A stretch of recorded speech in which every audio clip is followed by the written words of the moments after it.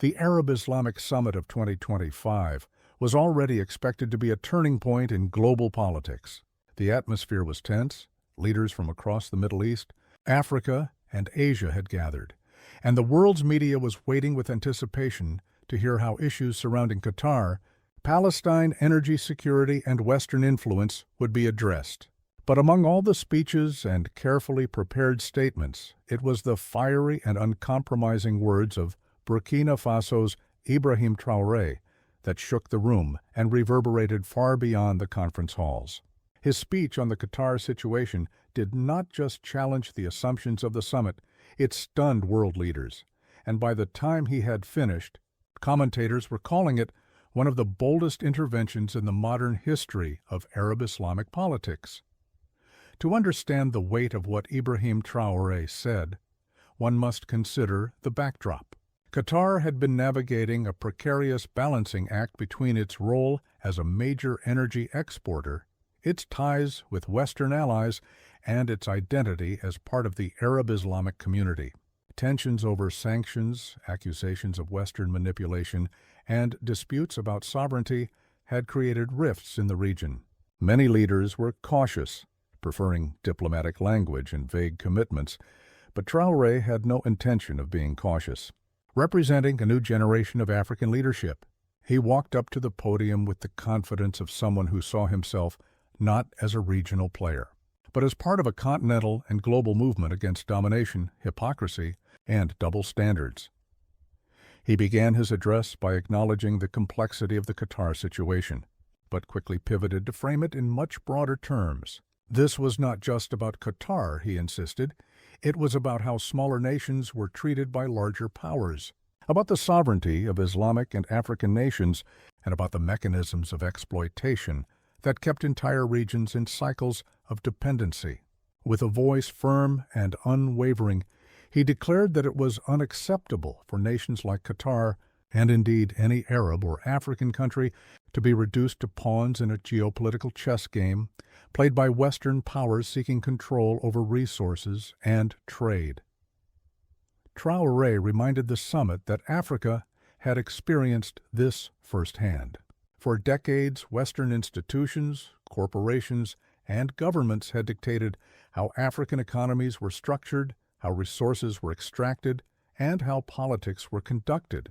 He drew a direct parallel between what Africa had endured and what Qatar was facing: sanctions, pressures, and veiled threats. By doing so, he transformed Qatar's plight from a regional issue into a shared cause that resonated across the hall. Leaders who had initially viewed the Qatar discussion as just another diplomatic dispute now saw it framed as part of a much larger struggle for independence and dignity. The Burkinabe leader did not stop there. He issued a fiery critique of the hypocrisy embedded in global politics. Why, he asked, were Western nations so quick to condemn or sanction Qatar while turning a blind eye to violations committed by their allies? Why was sovereignty invoked selectively, depending on whether a nation aligned with Western economic or military interests? His words struck a nerve, because they touched on the frustrations that many leaders in the Arab-Islamic world had long felt but rarely articulated in such blunt terms. Perhaps the most powerful moment of his speech came when he spoke of solidarity. Traoré insisted that the future of Arab-Islamic nations and African nations was intertwined, and that divisions among them only served the interests of external powers. He called for a new pact of cooperation that went beyond symbolic gestures, shared infrastructure projects, joint defense agreements, independent financial systems, and unified diplomatic stances on global issues.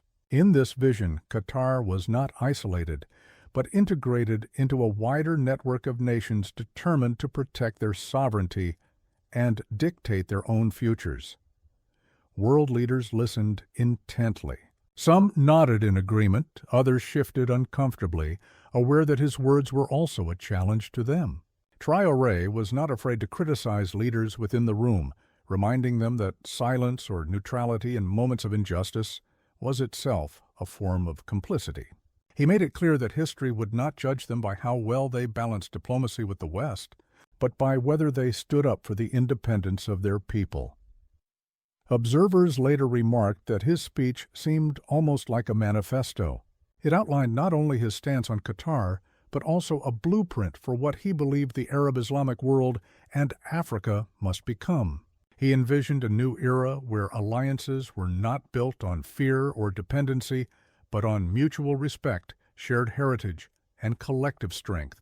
He demanded that Arab leaders see Africa not as a continent to be pitied or exploited, but as an equal partner in shaping the future. The reaction in the summit hall was immediate and intense. Some leaders broke into applause, moved by his courage. Others looked uneasy, realizing that his words might create ripples they were not prepared to navigate. Western observers in the media gallery were quick to note the sharpness of his critique, with some commentators suggesting that his speech could signal a new axis of resistance in global politics, an axis that combined African and Arab Islamic power in a way that the world had not seen before. Outside the summit, the speech was already going viral. In African capitals, social media lit up with praise for Traoré, who was increasingly being seen not only as a national leader, but as a continental voice. In Arab countries, youth activists and commentators drew parallels between his fiery rhetoric and the calls for dignity and sovereignty that had fueled past movements across the Middle East. Even in the West, though critics dismissed his words as populist or inflammatory, there was recognition that he had tapped into a real and growing sentiment that could not be ignored. As the summit continued, analysts began unpacking the deeper implications of his intervention. By reframing Qatar's issue as a global one, Traoré had effectively widened the scope of the debate. No longer was the focus only on one Gulf state. Instead, the entire structure of global politics was under scrutiny. He forced leaders to confront uncomfortable truths about dependency on Western institutions, about their own willingness to compromise, and about the need for genuine cooperation. In the days that followed, his speech became a reference point in media debates and diplomatic circles. Commentators argued over whether his ideas were practical, whether they could realistically be implemented, and what consequences they might have for global stability. But what no one could deny was that Ibrahim Traoré had shifted the tone of the summit.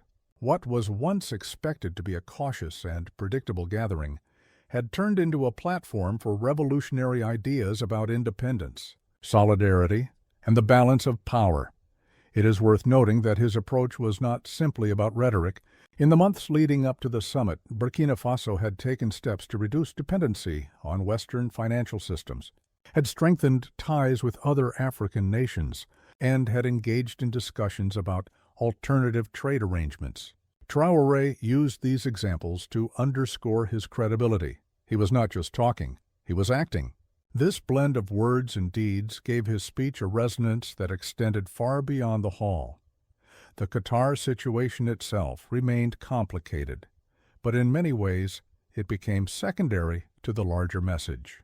Traoré's speech turned it into a symbol, a case study for a global system that many leaders felt was stacked against them, and by doing so, he built bridges between struggles that had previously been seen as separate. African and Arab leaders who might not have seen their issues as connected now had a new narrative linking them together.